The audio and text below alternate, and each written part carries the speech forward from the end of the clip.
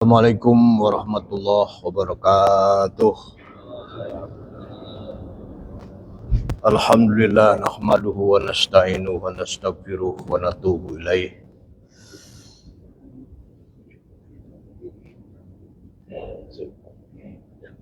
Wassalatu wassalamu ala Rasulillah wa ala alihi wa sahbihi wa man tabi'a huda wa walah wa qudwatah ila yaumil liqa'ih.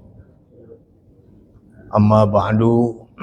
Qala Allah Ta'ala fi kitabil karim, a'udzubillahi minasyaitonir rajim, bismillahirrahmanirrahim. Terjelas ya Pak?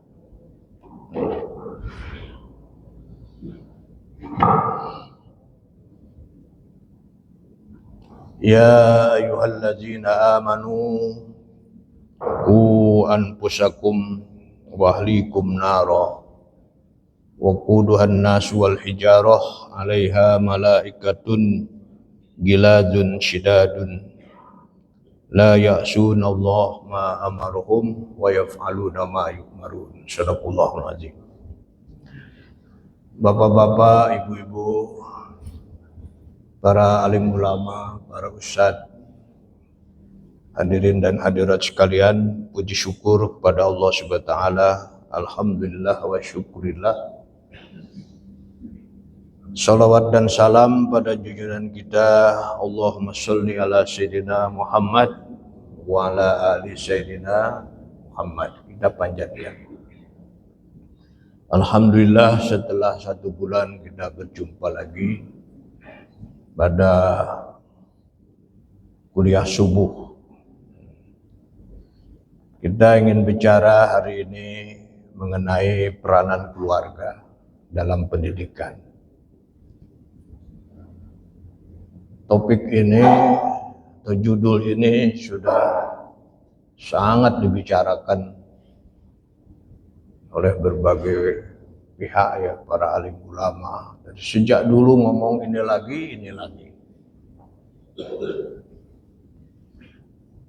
Ya, kita hari ini bicara tentang pendidikan, peran keluarga dalam pendidikan ini karena zamannya sekarang sudah berubah.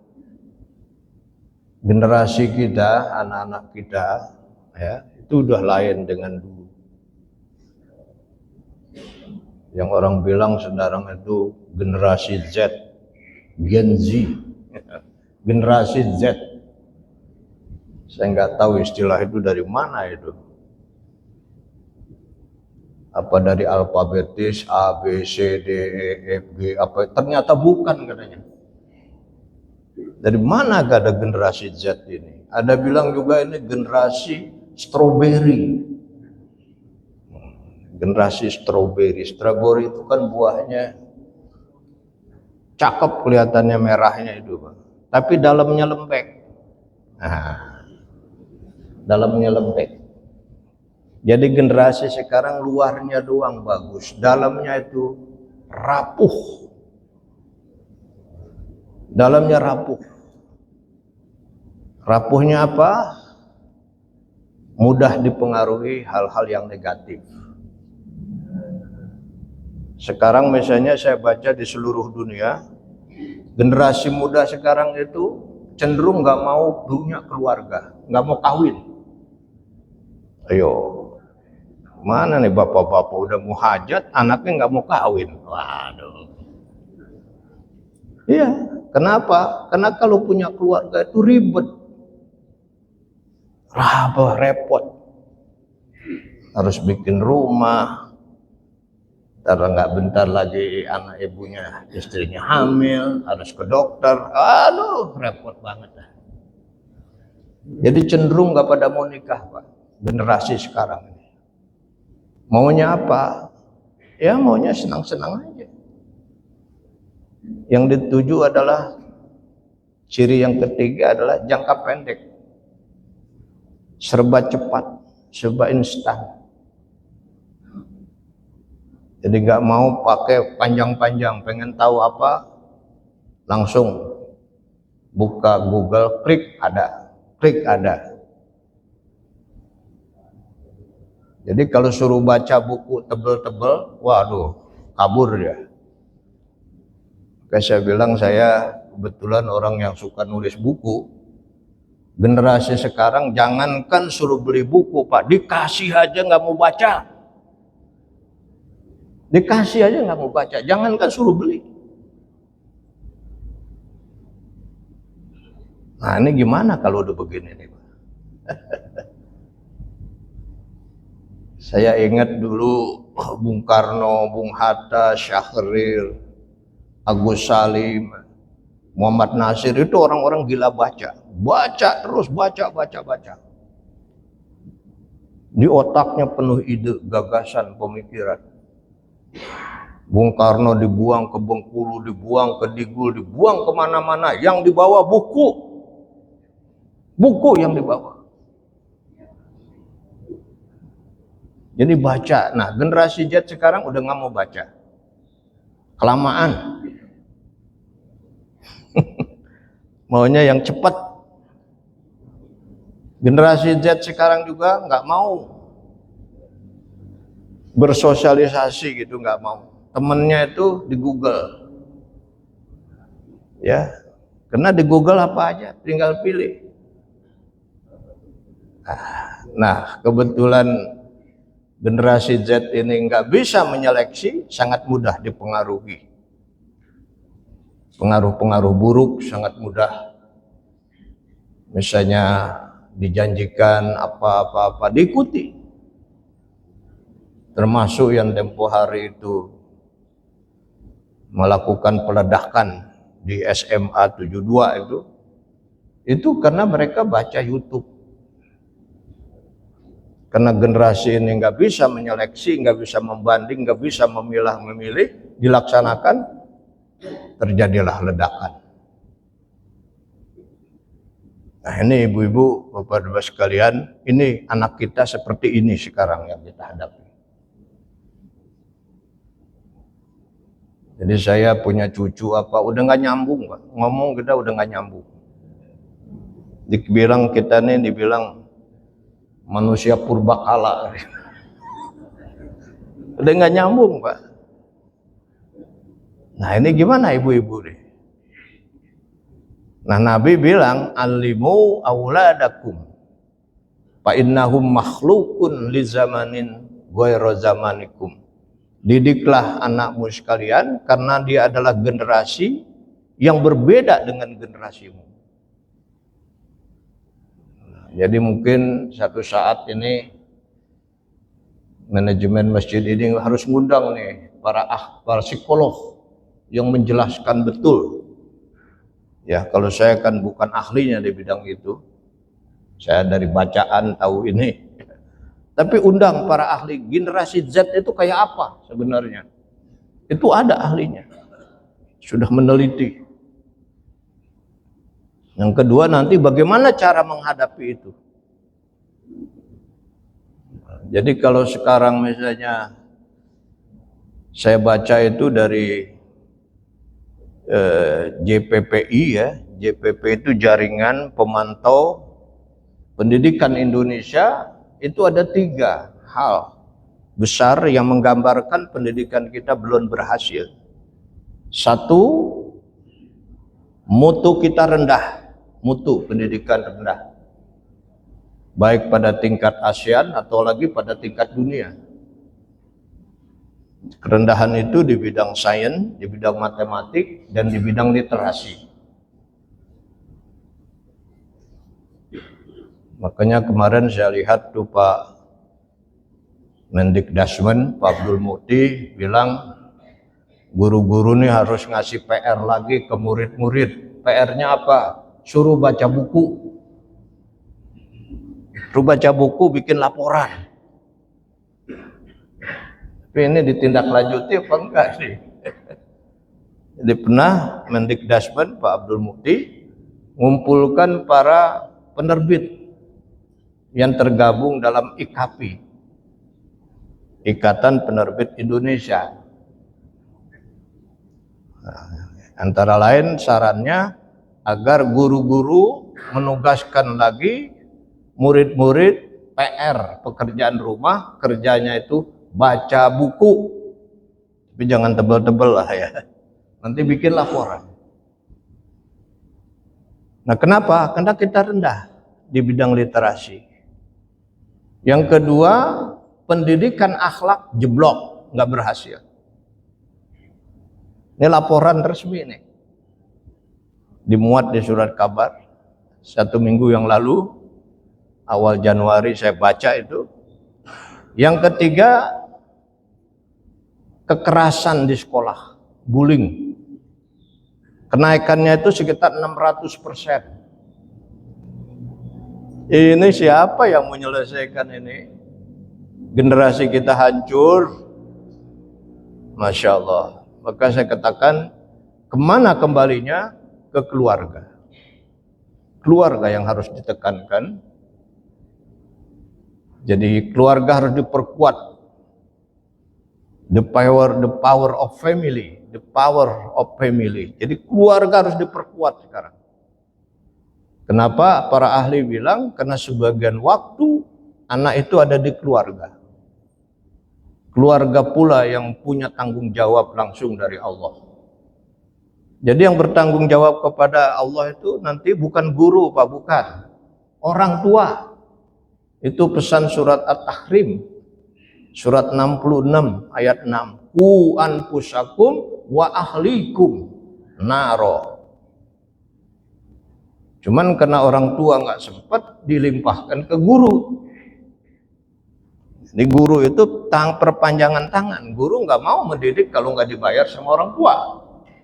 Jadi guru yang melaksanakan, tapi hakikatnya orang tua yang mendidik. Tugas orang tua dilimpahkan ke guru. Nah, orang tua bayar sama guru. Jadi yang wajib nanti di akhirat yang ditanya bukan guru.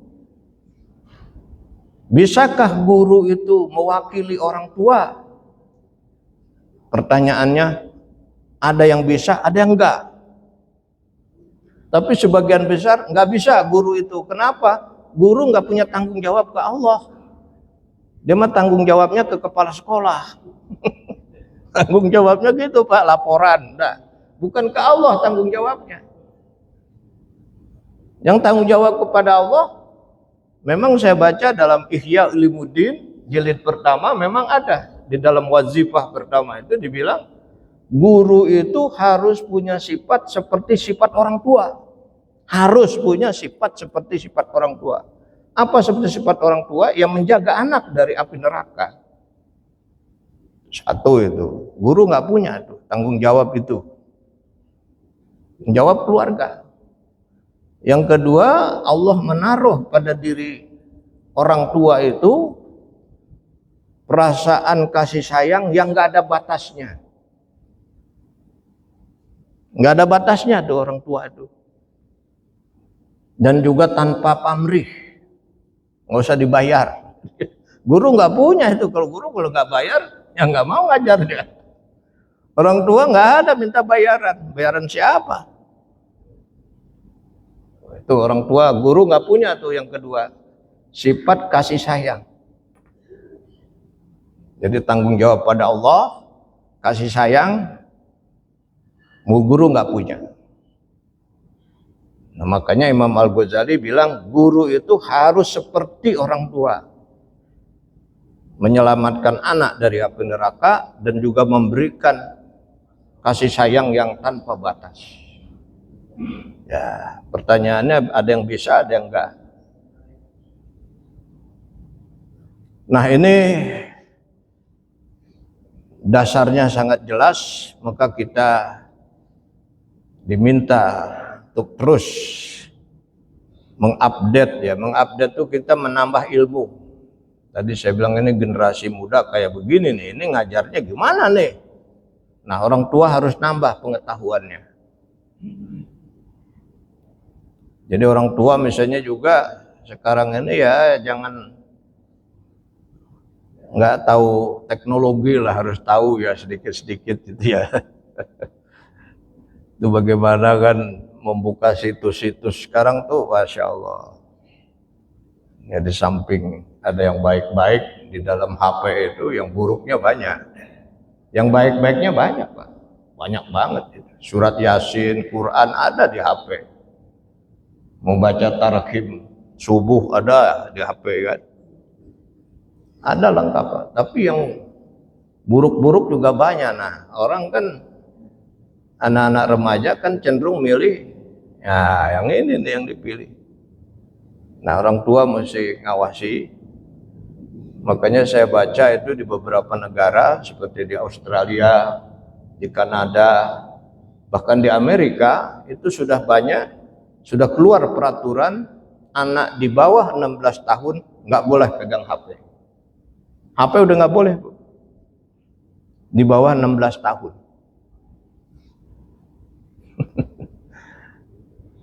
Nah, ini kenapa? Karena dia belum bisa memilah dan memilih, belum bisa.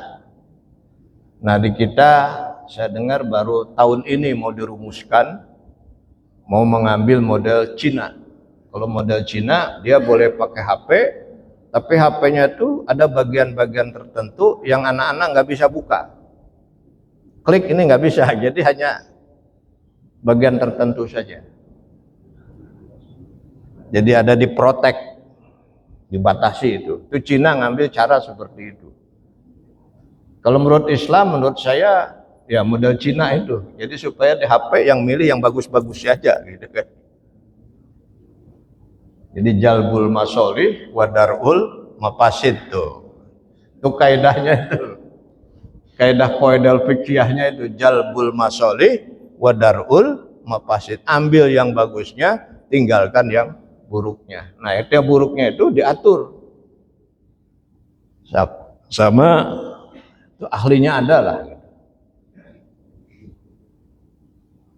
Jadi kita ini dengan HP nomor kita ini sebenarnya sekarang ini kita udah nggak bisa merahasiakan diri kita, Pak.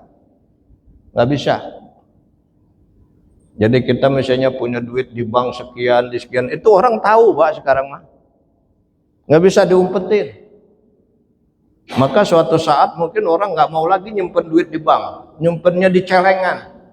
Nah, di celengan nggak ada yang tahu tuh. Atau di bambu. Nggak tahu itu yang gitu. Tapi kalau di bank orang tahu semua. Dan bisa diblokir. Duit kita bisa dikunci, nggak bisa keluar. Jadi rahasia daleman kita sekarang orang udah tahu, Pak. Di dunia ini tahu. Ya, kita punya ini, punya ini, punya ini, punya tahu, Pak. Sekarang ini sudah terbuka. Nah, cuman kadang-kadang ada yang menyalahgunakan rahasia kita, disalahgunakan, ada. Dan ini sudah sulit dibendung. Terakhir saya baca itu ada yang baru lagi namanya Grok. Kalau Grok itu kalau misalnya gambar di HP, gambar perempuan misalnya, itu bisa ditelanjangin. Bisa ditelanjangin, Pak, itu namanya Grok. Ini terus begitu, Pak. Jadi aib orang dibuka. Aib orang udah bisa dibuka. Masya Allah. Ini situasi yang dihadapi oleh kita semua menghadapi anak-anak kita. Nah, dalam kesempatan ini saya ingin mengambil contoh 3 tentang pendidikan keluarga. Yang pertama adalah pendidikan keluarga yang dilakukan oleh Nabi Ibrahim. Kedua yang dilakukan oleh Luqmanul Hakim. Yang ketiga yang dilakukan oleh Nabi Muhammad SAW. Pendidikan yang dilakukan oleh Nabi Ibrahim itu dari keluarga. Nah, Nabi Ibrahim itu punya istri yang pertama Siti Sarah. Siti Sarah itu aslinya orang Irak. Lalu dia mengembara di Palestina. Dari Palestina dia pergi ke Mesir. Di Mesir itu dia bekerja pada raja di sana. Tapi raja ini suka sama istrinya Nabi Ibrahim. Suka ya. Demen gitu. Tapi setiap kali raja ini mau berbuat tidak baik pada istri Nabi Ibrahim, selalu Allah nunjukkan kekuasaannya. Nggak bisa gitu. jadi lemes. Hanya rajanya bosen, kata rajanya, udah kamu pergi aja dah sana. Waktu pergi, Nabi Ibrahim dikasih pembantu. Nah, yang pembantunya itu namanya Siti Hajar, yang kemudian jadi istrinya yang kedua. Akhirnya pulang Nabi Ibrahim ke Palestina. Balik lagi di Palestina. Nah, Siti Hajar sudah dinikah oleh Nabi Ibrahim. Lalu Siti Hajar ini hamil. Siti Sarah nggak enak. Maka kemudian Siti Hajar pindah ke Mekah. Nah, Siti Sarah tetap di Palestina. Siti Hajar pindah ke Mekah. Nah, dari Siti Sarah ini lahir anak-anaknya Nabi Ibrahim yang kemudian menjadi nabi-nabi dari Bani Israel. Oh, jadi Nabi Musa, Nabi Isa, Nabi Yahya, Nabi Yakub, itu semua dari Bani Israel, dari anaknya Nabi Ibrahim, ya dari anaknya Nabi Ibrahim, dari istrinya yang pertama Siti Sarah. Jadi dari Siti Sarah ini lahir anak-anak Nabi Ibrahim yang jadi para nabi. Nah, cuman memang dari anak-anak Nabi Ibrahim yang benar Nabi ini, pengikut-pengikutnya itu banyak berbuat zolim. Berbuat zolim, diantaranya banyak Nabi yang datangnya itu dimusuhin, bahkan mau dibunuh. Termasuk Nabi Isa mau dibunuh, tapi oleh Allah diselamatkan. Mereka merubah ajaran-ajaran Injil, merubah ajaran Taurat, merubah tata cara ibadahnya, merubah konsep Tuhannya, merubah segalanya, dirubahlah oleh dia. Nah, karena dirubah maka diazab oleh Allah. Cara Allah mengazab mereka, mereka dipimpin oleh raja yang zalim. Jadi begitu cara Allah mengazab. Allah kalau mengazab umat itu dipimpin oleh raja yang zalim. Nah, Bani Israel itu dipimpin oleh raja-raja yang zalim. Itu sebagai azab dari Allah karena menyimpang. Nah, kemudian dari istrinya nomor kedua, Siti Hajar, itu lahir Nabi Ismail. Dari Nabi Ismail lahir Nabi Muhammad Shallallahu Alaihi Wasallam. Nah, jadi melalui dari Siti Hajar inilah yang lahir Nabi Muhammad SAW. Nah, jadi dipilih keluarga ya wanita yang baik. Nah, kemudian Siti Hajar sebagai ibu waktu itu ngurus Nabi Ismail yang masih bayi, pernah ditinggal sendirian oleh Nabi Ibrahim. Tapi dibekalin doa doang. Doa ya. Doa Nabi Ibrahim. Nabi Ibrahim berdoa, doanya itu agar menjadikan tempat ini sebagai tempat yang diberikan rezeki, diberikan karunia oleh Allah. Ya, di dalam surat Al-Baqarah dikatakan di sana, Nabi Ibrahim berkata, wa qala Ibrahim rabbi ij'al hadza baladan amina. Ya Allah, jadikan negeri Mekah ini baladan amina. Itu doa Nabi Ibrahim. Sampai sekarang ya Mekah itu aman. Warzuq ahlahu, berikan rezeki. Nah, di Mekah itu walaupun nggak ada tanaman di sekitar situ, tapi buah-buahan nggak pernah habis. Warzuq ahlahu minas samarat. Terus Rabbana waj'al muqimas shalah, menjadi orang yang mendirikan sholat. Itu doa Nabi Ibrahim. Bahkan ketika Siti Hajar ditinggal Nabi Ibrahim, doa Nabi Ibrahim itu mulai muncul dengan keluarnya air Zam-Zam. Zam-Zam itu artinya kumpul. Jadi Siti Hajar lari antara Bukit Sorfa Marwah nyari air, keluarlah Zam-Zam. Keluar air itu, sehingga Ismail hampir ke bawah hanyut sama air itu. Maka Siti Hajar bilang, Zam-Zama, Zam-Zama, Zam-Zama, Zam-Zama itu artinya kumpul air, jangan kemana-mana. Nah, air ini ternyata sudah diteliti oleh para ahli, bisa mengandung obat bagi semua penyakit. Ma'u Zam-Zam syifa'un likulli da'in. Air Zam-Zam obat buat semua penyakit. Di dalam hadisnya lain, penyakit apa yang bisa disembuhkan pada air Zam-Zam tergantung pada yang minumnya. Minumnya misalnya air Zam-Zam untuk sakit perut, untuk darah tinggi, untuk kolesterol, untuk asam urat. Nah, itu nanti di air itu keluar unsur obatnya. Terjadi perubahan pada metabolisme air itu. Ma'u Zam-Zam lima syuribalahu. Air Zam-Zam bergantung pada orang yang minumnya. Nah, apakah ini sesuai dengan teori ilmu pengetahuan? Ternyata sesuai, Pak. Ini hebatnya Nabi ini. Sesuai. Berapa tahun yang lalu saya pernah ikut lihat pameran. Di antaranya air Zam-Zam itu dipamerkan hasil penelitian bahwa air Zam-Zam sesuai dengan penelitian ilmiah. Saya lihat pameran itu di Turki, di kota Istanbul, di Turki.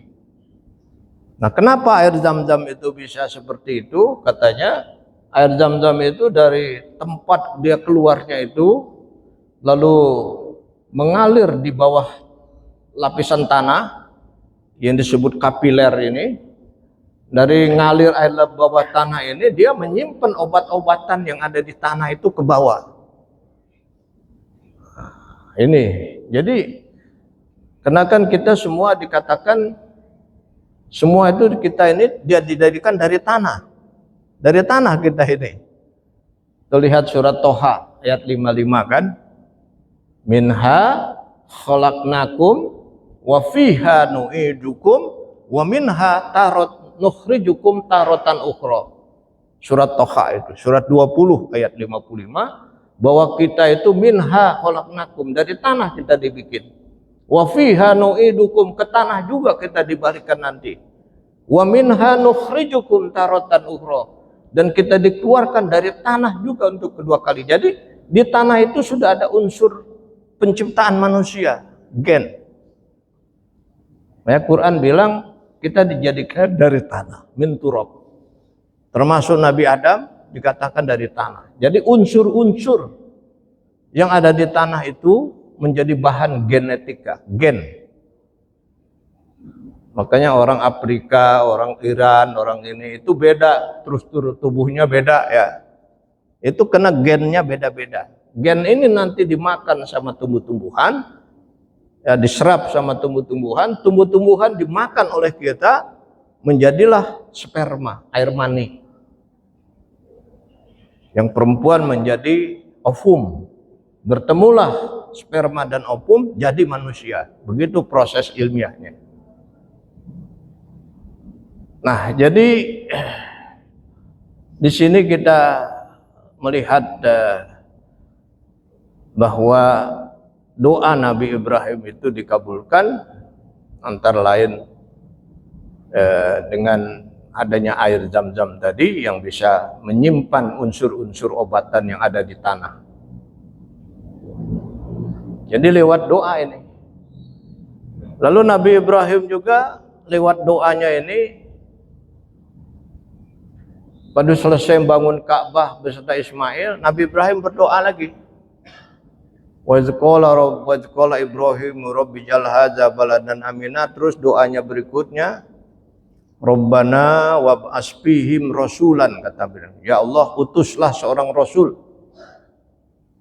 minhum, dari kelompok mereka juga, yajlu alaihim ayatik wa yu'allimul kitaba wal hikmah wa yuzakkihim. Ini doa Nabi Ibrahim di Al-Baqarah 129. Kapan doanya itu dikabulkan?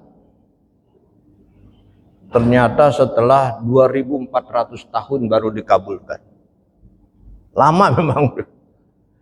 Jadi sebelum Nabi Muhammad lahir itu Nabi Ibrahim sudah berdoa. Rabbana wab'as fihim rasulan. Nah, dari jarak Nabi Ibrahim ke Nabi Muhammad itu 2400 tahun. Jadi 24 generasi. Saya nggak begitu hafal, saya cuma hafal sampai Bani Hashim doang kan. Muhammad bin Abdullah bin Abdul Muthalib bin Hashim, terus nanti bin Qusay bin Kilab, terus sampai ke atasnya tuh Nabi Ibrahim ketemunya. Pak Agil Siraj itu hafal tuh 24 silsilah itu. Dan 2400 tahun doa Nabi Ibrahim dikabul. Nah, jadi lewat doa, lalu juga lewat keluarga sebagai calon ibu. Nah, ini cara Nabi Ibrahim mendidik anak. Nah, terus habis itu Nabi Ismail menikah. Nah, pada waktu nikah juga dicek ini istrinya Nabi Ismail oleh Nabi Ibrahim. Jadi setelah Ismail menikah, Nabi Ibrahim datang ke Mekah, ketemu istri Nabi Ismail, ditanya, kamu siapa, Neng? Saya istrinya Ismail. Enak jadi istrinya Ismail? Wah, kurang enak. Kenapa? Ya begitulah katanya. Pendeknya nggak suka lah jadi istri Ismail ya. Ya mungkin agak matre nih istrinya ya. Istrinya agak matre gitu. Kata Nabi Ibrahim, ini istri yang begini nggak cocok nih. Dah kalau begitu, saya nggak lama di sini. Tapi saya pesan ya, apa pesannya nanti? Kalau suami kamu pulang, tolong ganjal pintu rumah dibuka. Apaan nih maksudnya nih? Tolong ganjal pintu rumah dibuka. Saya mau pamit aja. Pamit Nabi Ibrahim. Nah, nggak lama Nabi Ismail datang. Istrinya lapor, Pak, Abang, tadi ada tamu begini. Cirinya apa? Gini. Waduh, itu mertua kamu itu.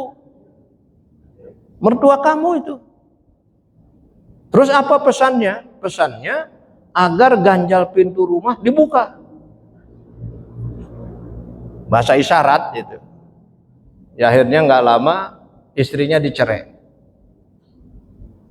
Cerai. Jadi artinya Nabi Ibrahim nggak mau punya menantu modal begitu. Sebab kalau nanti modal begitu, nanti keturunannya nggak benar. Akhirnya Nabi Ismail nikah lagi dengan wanita dari Bani Zurhum.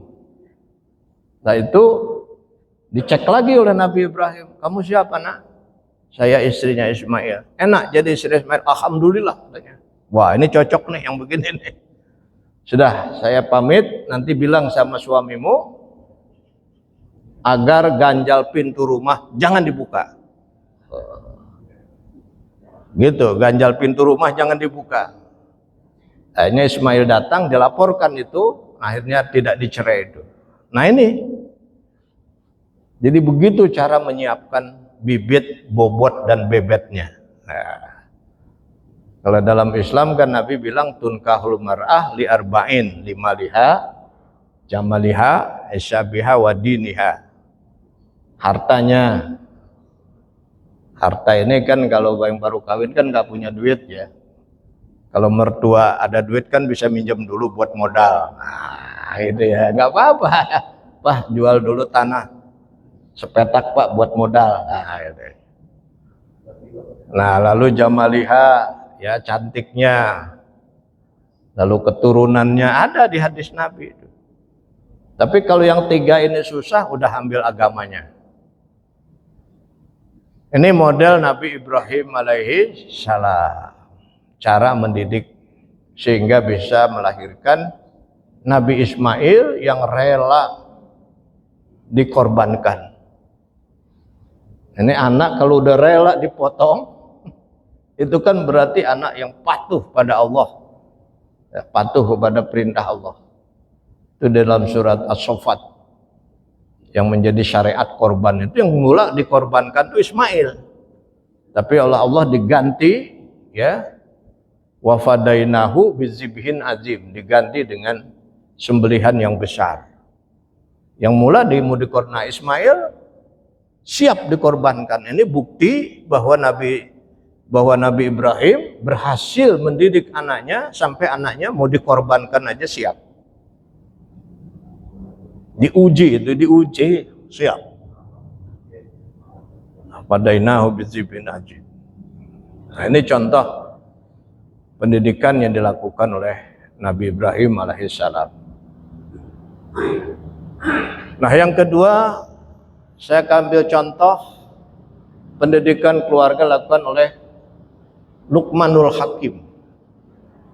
Kalau Bapak Ibu buka Quran, itu ada surat Luqman, surat ke-31.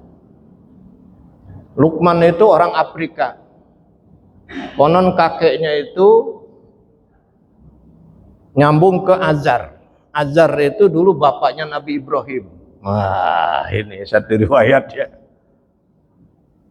Jadi kakeknya Luqman itu Azar. Azar itu bapaknya Nabi Ibrahim yang membuat patung berhala. Nah, cara Luqman mendidik itu dianggap berhasil. Makanya diabadikan dalam Quran. Bagaimana cara mendidiknya Luqman? Nah, ini. Kalau tadi cara mendidik Ibrahim sudah ya, lewat keluarga tadi, lewat doa, lewat memilih calon. Nah, kalau Luqmanul Hakim itu pendidikannya itu pakai simbol, pakai ibarat-ibarat. Nah, paling tidak ada 3. Kata Nabi, pertama ngomong begini, Luqman, hai anakku, kalau kau ingin tenang, jangan terlalu dengerin kata orang lain. Kamu jadi bingung, katanya. Jangan terlalu mau dengerin omongan orang. Ikuti saja apa yang menurut hatimu, dan apa yang kamu yakini itu ikutin. Jangan terlalu ngikutin pendapat orang. Kamu akan bingung. Coba buktikan ngikutin orang bingung nggak? Kata Luqman, coba kamu sekarang ambil keledai. Keledai ini ya semacam kuda lah, kuda kecil gitu, himar, keledai. Diambillah keledai. Sekarang bapak yang naik, kamu anak nuntun ya. Jadi Luqman naik keledai, anaknya nuntun lewat ke kampung. Apa kata orang kampung? Ini bapak nggak tahu diri katanya. Nyiksa sama anak. Anak suruh jalan kaki, bapak enak-enakan di keledai. Bapak apa modal begitu katanya? Bapak apa modal begitu? Anak suruh nuntun, bapak enak-enakan di keledai. Nah, terus Luqman nanya ke anak, "Nak, tadi orang kampung ngomong apa?" Bapak dibilang, bapak kurang ajar. Kenapa? Bapak nggak sayang sama anak. Kenapa? Ya, bapak enak-enakan di keledai, saya jalan kaki. Oh begitu ya? Udah kalau gitu gantian dah, kamu yang di keledai, bapak yang nuntun. Nah, giliran sekarang Luqman, anaknya yang naik keledai, bapaknya yang nuntun. Jalan lagi, orang kampung lihat, ini anak kurang ajar katanya. Enak-enakan naik keledai, bapaknya orang tua suruh nuntun. Bener-bener nih anak kurang ajar. Nah, terus Luqman nanya, tadi nak, orang kampung ngomong apa? Dibilang, saya yang kurang ajar pak katanya. Karena bapak jalan kaki, saya naik keledai. Oh begitu ya, udah kalau gitu kita naik berdua lah. Akhirnya dua-duanya naik keledai pak. Naik keledai, jalan lagi. Terus orang kampung bilang, ini anak sama bapak tidak peri kembar binatangan. Binatang kecil dinaikin berdua katanya. Bener-bener nih anak sama bapaknya. Luqman nanya lagi, nak, Tadi orang kampung ngomong apa? Pak, bapak dan apa dianak orang yang nggak punya peri kebinatangan, Pak, katanya.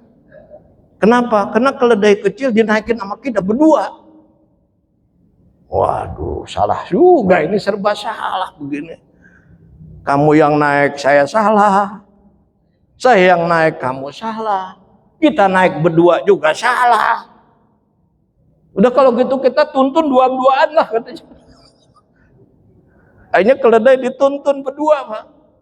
Lewat lagi kampung, orang kampung bilang mana? Ah, ini anak dan bapak bener-bener nggak ada otak ya. Itu kok keledai kenapa nggak dinaikin katanya. Aduh, udah pusing ini, Bu. Nah itu jadi, Bu, bapak jangan terlalu ngikutin pendapat orang, pusing. Tuh satu, tuh Lukman tuh begitu cara ngajarnya. Ya pendapat orang didengar aja, tapi dipilih sama kita, diseleksi dulu. Jangan langsung diterapkan gitu ya. Jangan, kita jadi bingung, Pak. Nah yang kedua, kata Lukman, apa yang kedua katanya, hendaknya kamu menyeimbangkan antara ucapan dan hati. Nah, ini yang kedua nih. Ucapan dan hati harus sinkron. Jadi jangan mengucapkan sesuatu yang hati kita enggak. Harus sinkron. Kenapa? Karena dua ini sumbernya. Sumber ini. Kalau dua ini salah, rusak hidup kita. Nah, gimana rusaknya? Iya. Nabi bilang hati ini sumber yang nampak dari permukaan ini kan dari hati. Jika hati lurus maka akan baik, jika hati tidak lurus akan buruk. Ala inna fil jasadi mudghatan. Itu kata Nabi, ingat dalam diri kita ini ada segumpal darah. Idza soluhat soluhas sa'iru jasadi. Jika bersih, bagus, sehat, sehatlah seluruh jasad. Jika ada gumpal darah ini buruk, buruklah ini. Nah, oleh Imam Al-Ghazali, mudghah itu diartikan dua memang. Satu mudghah dalam arti fisik yang disebut dengan jantung. Kalau dalam diri kita nih jantung sebelah kanan adanya kan? Jantung. Jantung ini tugasnya memompa darah. Darah dipompa disalurkan ke ginjal. Nah, di ginjal nanti dibersihkan itu. Pembersihan darah oleh ginjal itu disebut proses oksidasi. Sudah bersih dari darah dari ginjal, dioper lagi ke jantung. Nah, dari jantung nanti baru dioper ke seluruhnya. Jadi jantung ini kerjanya begitu keras. Makanya kalau jantung itu berhenti kerja, innalillahi wa inna ilaihi raji'un. Orang serangan jantung itu kan jantungnya mampet. Maka supaya jangan mampet dipasang ring. Ring mahal dulu, Pak. Bisa 40 juta satu ring. Nah saya tahu istri saya udah 4 ring, Pak Coba. 4 ring itu udah satu mobil Innova. 4 ring kali 40 juta. 160 juta, Pak itu. Nah ini kata Nabi begitu, jika jantung kamu ini bagus, maka jasad kita bagus. Nah yang kedua, jantung itu, mudghah itu bisa berarti non fisik, yaitu hati. Hati itu yang menentukan amal kita. Ada perbuatan yang lahiriahnya ibadah, tapi kena hatinya melencong, perbuatan ibadah itu menjadi bersifat duniawi. Nah ada perbuatan yang duniawi, ya kita usaha lah gitu. Tapi niatnya adalah untuk ibadah, maka dia menjadi ibadah. Nah jadi kata Luqman, hati kamu benahin yang benar. Nah yang kedua lisan, ucapan juga sama. Orang bilang mulutmu harimaumu, gitu. Mulutmu harimaumu. Salamatul insan bihibzil lisan. selamatnya manusia dengan menjaga lisan. Jadi itu pesan Luqmanul Hakim. Ini modal pendidikan Luqmanul Hakim nih. Jadi pakainya bahasa simbol, bahasa isyarat yang maknanya dalam. Jadi jaga hati dan lisan. Tuh penjelasannya kayak gitu tuh.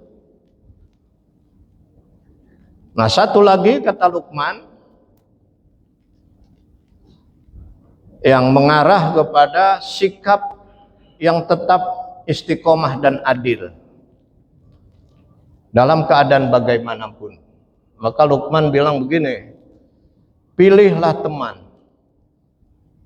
Cara milih teman bagaimana? Buat teman kita ini marah. Pada waktu marah dia kerjaannya masih profesional apa enggak? Masih lurus apa enggak? Tapi dalam keadaan marah pun dia masih lurus. Nah, jadikanlah dia teman. Ini apa maksudnya nih? Jadi enggak mencampur adukan antara urusan kantor misalnya dengan urusan pribadi. Karena pernah Abu Bakar itu oleh Rasulullah ditinggal. Lalu Abu Bakar merenung, kenapa Rasulullah saya ini ditinggal? Karena kamu sudah punya amarah, tapi kamu nggak jadi lurus. Jadi pernah Rasulullah itu kan dituduh bukan istri Rasulullah, Siti Aisyah pernah dituduh selingkuh. Lalu Rasulullah mendengar ucapan begitu, nggak mau langsung nerima bahwa Siti Aisyah itu selingkuh. Rasulullah merenung, meminta pertolongan Allah. Sebenarnya istri saya selingkuh apa enggak? Lalu muncullah gosip. Di antara yang ikut gosip itu pembantunya Abu Bakar. Pembantunya Abu Bakar ikut-ikutan gosip. Nah, kenapa ikutan gosip? Ya, karena Abu Bakar ini kan mertuanya Rasul.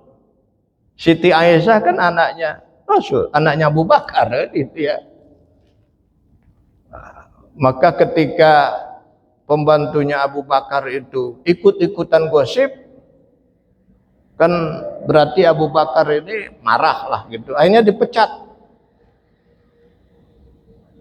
Istrinya Abu Bakar dipecat, pembantunya itu, dan dipecat kemudian gajinya nggak dibayar. Nah, ini artinya Abu Bakar marah. Ya, saya kok lupa nih nama. Ada yang ingat nggak? Yang tahu nggak nih? Pembantunya, asistennya Abu Bakar. Nanti saya sebentar ingat ini. Ya. Akhirnya karena Abu Bakar marah, akhirnya pembantunya tadi dipecat dan tidak dikasih gaji. Nah, sikap seperti itu nggak boleh. Kita walaupun marah pun hak orang nggak boleh dikurangin. Tuh baru teman sejati. Wah, berat nggak tuh? Kita kan suka dihubung-hubungkan kan? Misalnya kita punya karyawan kita begini-begini, udah gua pecat lo. Nggak boleh itu. Jangan dicampur adukan. Nah, jadi kalau mau cari teman, bikin dia marah. Nah, pada waktu dia marah, lurus pikirannya apa enggak? Sikapnya lurus apa enggak? Tapi kalaupun dia masih marah, tapi dia lurus, boleh dijadiin teman. Nah, jadi Abu Bakar tadi kenapa dihindari oleh Rasulullah? Karena udah nggak lurus tadi. Dia marah kepada pembantunya tadi, kena kemarahannya itu, lalu dia dipecat dan dia tidak dikasih gaji. Nah, sikap seperti itu nggak boleh. Walaupun kita marah, tetap gaji dia dikasih. Marah dia tidak dipecat. Nah, itu teman sejati. Ini ajaran Luqman. Ini kalau kita lihat tiga ini, ajaran Luqman ini berat semua ini. Berat semua. Begitulah Luqman cara mengajarnya dan berhasil.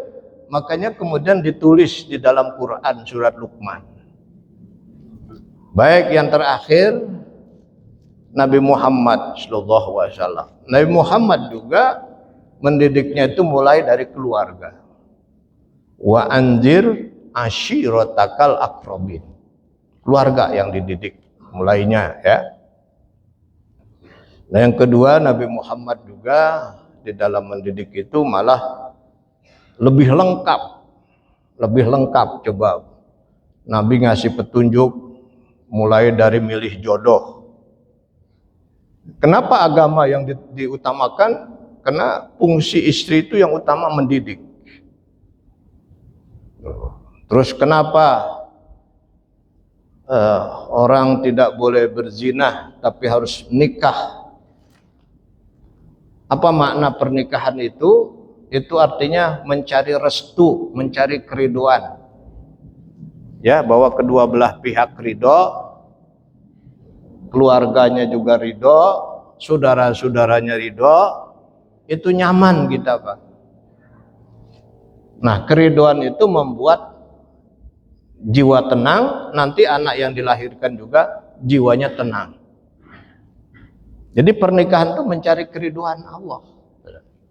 Wastahlaltum furujahunna bikalimatillah. Dia menjadi halal karena kalimat Allah. Jadi nikah itu cari keriduan Allah. Sebab kalau tidak diridhoi, orang melakukan hubungan sama istri itu jiwa nggak tenang. Jadi orang berzina itu jiwanya nggak tenang, maka anaknya itu nanti bisa rusak. Ya kayak kucing lah, coba kucing kalau dikasih makanan sama yang punya ikan, itu kucing itu tenang makannya di kolong meja, nggak kemana-mana. Tapi kalau dia nyolong ikan, itu ikannya dibawa ke atas genteng. Di atas genteng juga dia masih celingukan juga, takut yang punya ikan yang nguber-nguber kan gitu ya. Itu situasinya. Maka pernikahan itu dicari ketenangan, sakinah, mawadah warahmah. Nah, lalu di dalam hamil juga berdoa. Falamma taghasyaha hamalat hamlan hafifan falamma asqalat da'awallaha rabbahuma. Itu dalam surat Al-A'raf ayat 189. Jadi kalau sedang hamil berdoa. Ya, di kita kan suka 7 bulanan ya, doa itu. Cuman yang berdoa itu ya Pak Ustadznya yang doa itu. Ya. Nah, sambil juga makan yang bergizi dan juga tetap menghias diri dengan akhlakul karimah. Lalu ketika lahir diazani, diikomatin. Ini juga mengingatkan bahwa ketika di alam rahim manusia itu sebenarnya sudah mengakui Allah sebagai Tuhannya. Alastu birabbikum qalu bala syahidna. Makanya bayi yang ada di dalam kandungan itu posisinya dia sujud pada Allah, sujud dia. Karena udah ngakui Allah sebagai Tuhan. Maka begitu lahir, ya diingatkan Allah, diajanin dan diikomati. Lalu dikasih makan madu supaya yang masuk ke perutnya yang halal dan thayyibah. Dikasih nama yang baik. Ya. Tanya Pak Ustadz tuh nama yang baik apa ya? Karena nama ini mendoakan pada yang diberi nama.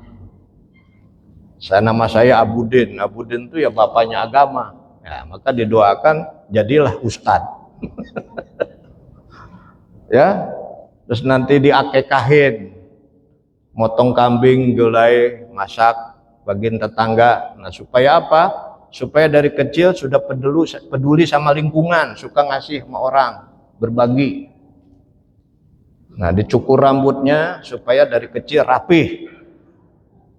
Jadi ini semua mengandung pelajaran. Lalu dikhitan supaya bisa mengendalikan syahwat. Terus nanti diajarkan baca Quran. Terus diajarkan nanti sholat. Diajarkan cinta kepada Nabi. Cinta pada keluarga. Nah, sudah dewasa baru kemudian dia dinikahkan. Itu semua lengkap. Nah, yang terakhir tentu Nabi Muhammad SAW juga sangat menciptakan keluarga yang harmonis. Keluarga yang sakinah itu diciptakan. Karena dari keluarga yang sakinah ini anak jadi tenang. Ingat ini Bapak dan Ibu, jangan kita menunjukkan pertengkaran di depan anak-anak. Anak-anak jadi bingung. Ya, di sekolah belajar nggak konsentrasi. Kenapa? Bingung, bapaknya di rumah bertengkar, takut dia bercerai. Nanti saya sama siapa? Saya nggak bisa sekolah. Jadi anak jadi bingung. Ciptakan keluarga yang sakinah. Tuh, Nabi katakan, jadikan rumahmu sebagai surgamu, baiti jannati. Nah, caranya itu ya melakukan hal-hal yang saling menyenangkan. Bapak di sini suka menyenangkan istri apa enggak nih? Rasulullah menyenangkan istri, manggil panggilan yang mesra, ya, panggilan sayang gitu ya.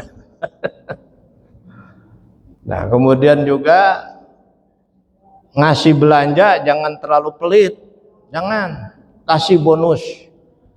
Misalnya 1 minggu 5 juta, ada bonus kasih tambah 2 juta. Setuju nggak, Bu? Setuju nggak nih? Jadi bapak-bapak tuh harus ada ini, harus apa namanya? Jangan terlalu ketat. Bikin keluarga itu dikasih bonus lah, kasih bonus, dikasih tambahan. Bahkan dalam hadis riwayat Bukhari itu dikutip oleh Said Sabiq dalam Biku Pusudah, Nabi mengizinkan ibu-ibu ngambil duit dari dompet bapak-bapak kalau hak ibu nggak dikasih. Cuman jangan diambil semua, jangan. Ambil semayak fika, sekedar mencukupi aja. Karena ada seorang istri ngadu kepada Rasulullah, suaminya itu kelihatan pelit. Kalau dia tanya, apakah saya boleh ngambil duitnya di dompet tanpa sepengetahuan dia? Boleh, katanya. Cuman jangan semuanya diambil. Nah, begitulah Rasulullah SAW, Nabi Ibrahim, Luqmanul Hakim. Nah, mudah-mudahan ini jadi perbandingan. Jadi, kalau Rasulullah ajaran Islam menyuruh orang tua mendidik anaknya, itu bukan hanya teori, tapi contohnya ada semua tuh. Contohnya ada pada Nabi Ibrahim, contohnya pada Luqmanul Hakim, contohnya pada Nabi Muhammad sallallahu alaihi wasallam. Gitu, Pak. Silahkan, ada yang mau.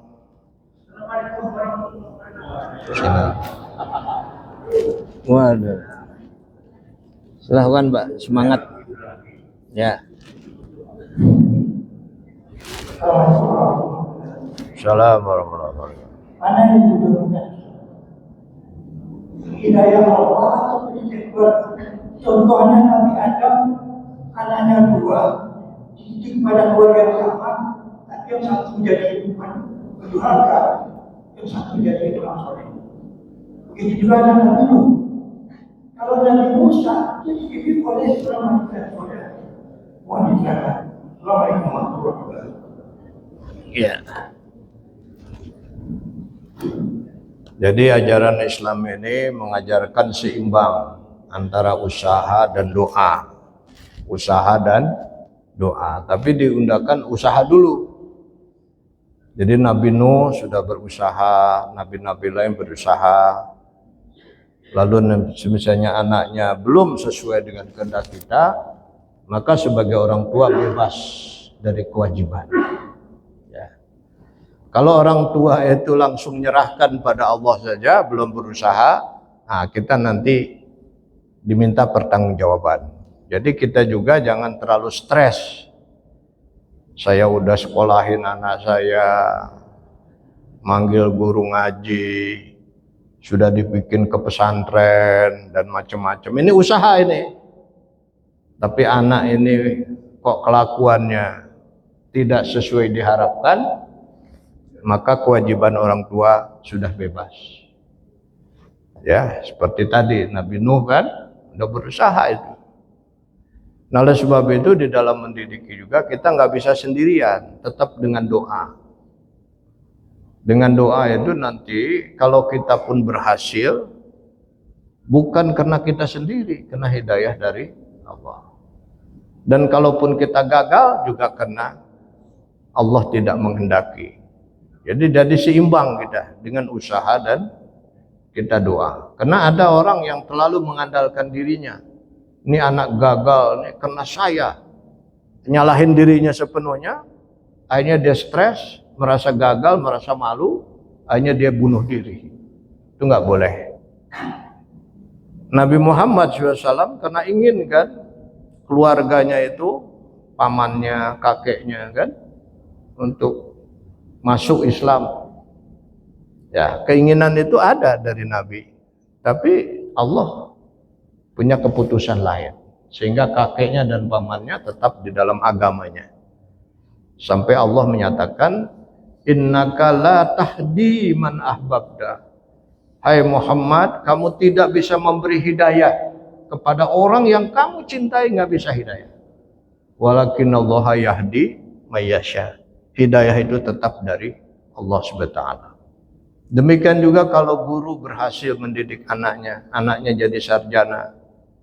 Nah, anak yang jadi sarjana ini terima kasihnya kepada siapa? Kepada guru dulu apa kepada Allah dulu? Menurut surat Luqman, kepada Allah dulu terima kasihnya, baru ke guru. Karena dulu Luqman juga waktu mendidik berhasil, anaknya mau terima kasih kepada Luqman. Kata Allah, stop. Kamu harus terima kasih pada aku dulu, kata Allah. Baru kepada bapamu. Kenapa? Karena aku yang bikin bapamu itu. Anishkurli, kata Allah. Bersyukurlah padaku, kata Allah. Wali-walidaika, baru kepada kedua orang tuamu. Maka ketika anak sarjana, selesai sarjana, sujud syukur. Nah, besoknya baru terima kasih pada dosen. Nah, terima kasih pada dosen ya bawa oleh-oleh ala kadarnya lah Pak ya. Ala kadarnya.